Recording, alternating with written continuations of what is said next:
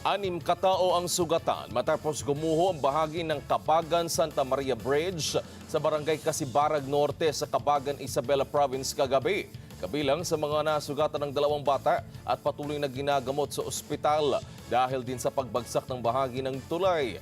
Dumausdos rin sa ilog ang apat na behikulo na kinabibilangan ng isang truck, dalawang SUV at isang motorsiklo na tumatawid sa tulay nang mangyari ang pagguho. Patuloy pang pinaghahanap ang truck driver at ang assistant nito na nawala matapos ang insidente. Nabatid na may kargang mga bato ang truck nang ito ay bumagsak sa ilog. Sa inisyal na investigasyon, sinabi ng Department of Public Works and Highways o DPWH Region 2 na ang pagdaan ng dump truck na may kargang mga bato.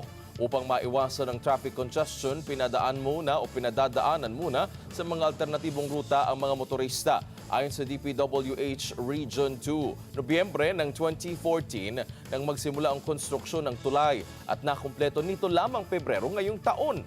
Gayunman, 2019 pa ang itinakdang pagbubukas ng tulay, ngunit naantala ng ilan pang taon dahil sa isyu sa disenyo nito. Aabot sa 1.22 bilyong piso ang kabuang halaga ng nagastos sa konstruksyon ng tulay. Nagpapatuloy pang evaluation at assessment ng Bureau of Design and Bureau of Construction sa pagbagsak ng tulay.